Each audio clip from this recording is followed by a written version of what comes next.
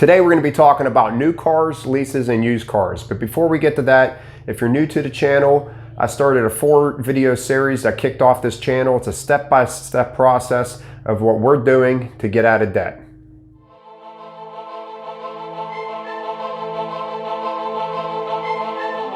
What's up, everyone? Welcome to Step 1 Finance.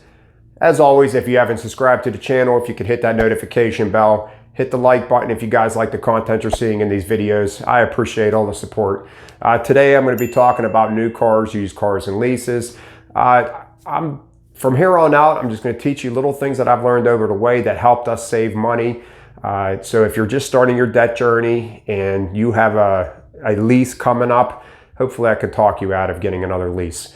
So new cars, guys, they lose up to 20% in the first year you own them. It's the biggest depreciating asset that you could possibly own.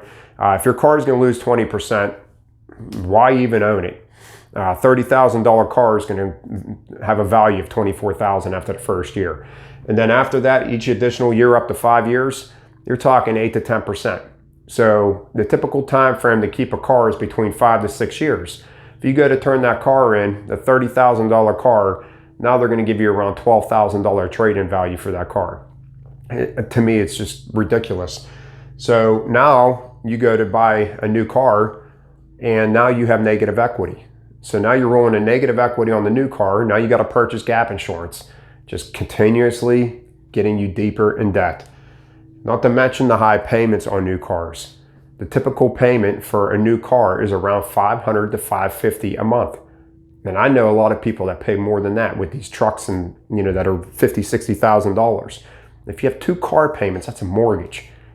Guys, we strap ourselves with these car payments. I'll tell you what, when we got out of our car debt and we paid off all of our cars, you want to talk about financial peace. It was ridiculous how much money we started putting towards debt, or if we, even added debt, how much money we're putting towards retirement in our new house. Guys, no car payments is a big plus. Leases, you have non-stop payments. Once again, the goal is to not pay debts. The goal is not to have debts.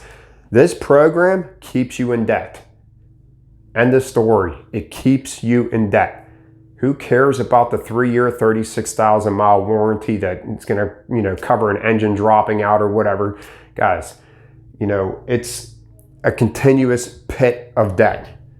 Non-stop payments. You still have to cover normal wear and tear when you have a lease.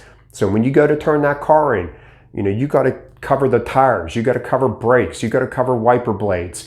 They give you a little card with a circle on it. Anything outside of that circle is your responsibility. If you have a dent in the car that's bigger than that circle, a scratch in the car, a rip in the car seat that is bigger than that circle, it's your responsibility. Guys, and if you can't pay for it, they're rolling that into your next lease, because they got to pay to get that car fixed, to get it up for sale whenever you turn your leases in. And these were leases that we had. We had 2 leases at one time. One cost us $13,000 over 3 years. The other one cost us $8,400 over 3 years. Guys, that's $22,400 that we threw away of our hard work, earned money over 3 years. We could have bought a car for that. I mean, we could have outright owned a car, but no. We just paid all that money for 3 years and had nothing to show for it.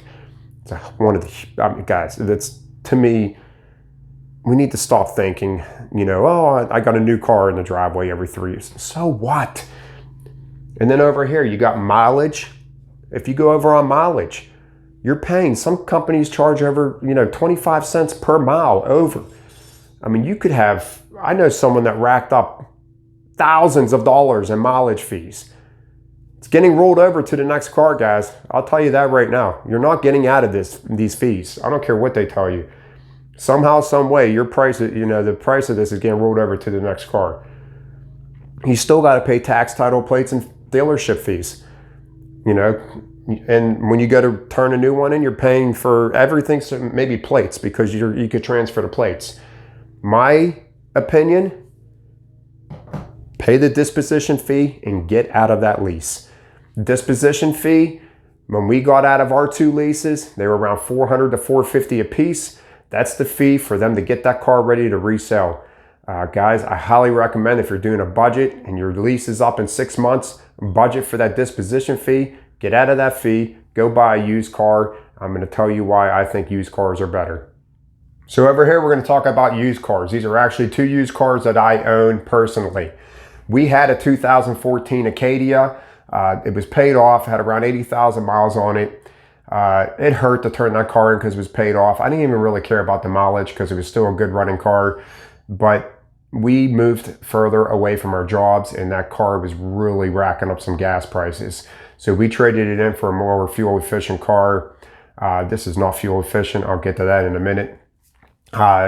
So yeah, I mean, we traded it in for a 2015 CR-V.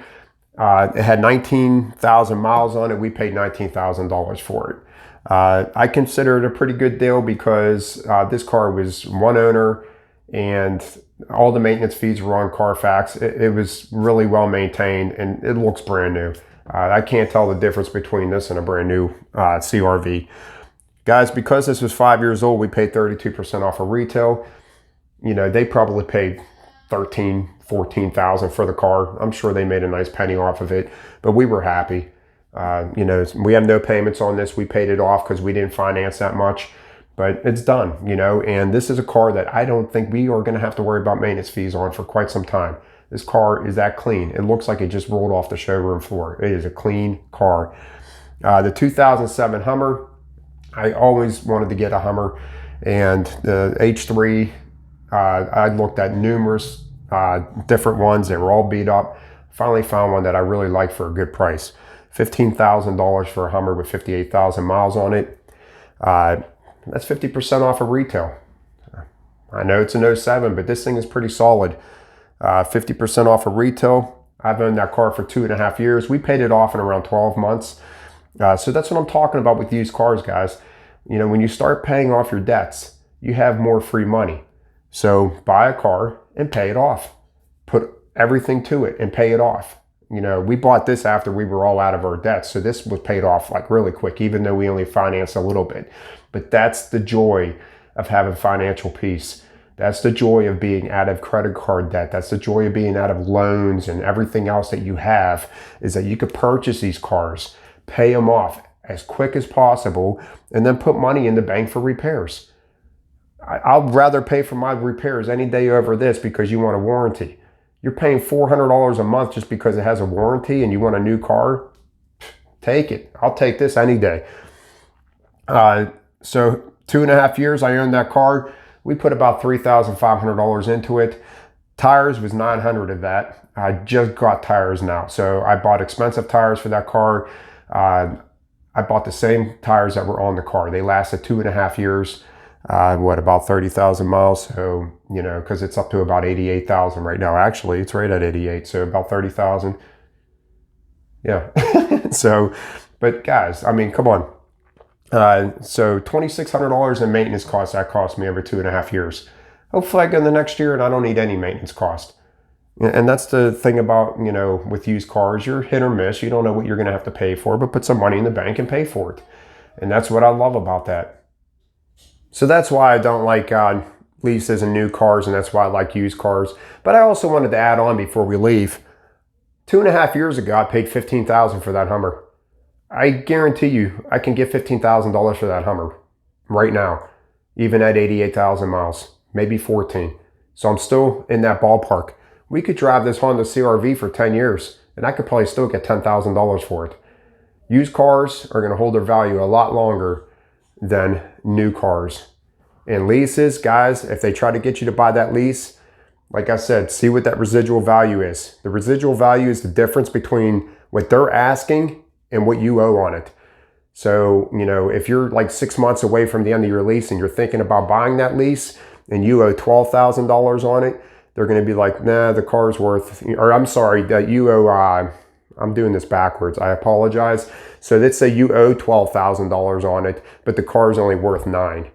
So it doesn't even make it, you know, worth buying it. So beware of buying your leases out at the end of your term. I would do the disposition fee and get out of that lease and go buy a used car. Guys, that's it for today. Like I said, I am not a financial advisor. I do not work at a dealership. Everything I say on this video is based on my opinion and our experiences from having all these cars in the past. So I hope you guys could take some information from this. Until next time, I'll see you then. Thank you.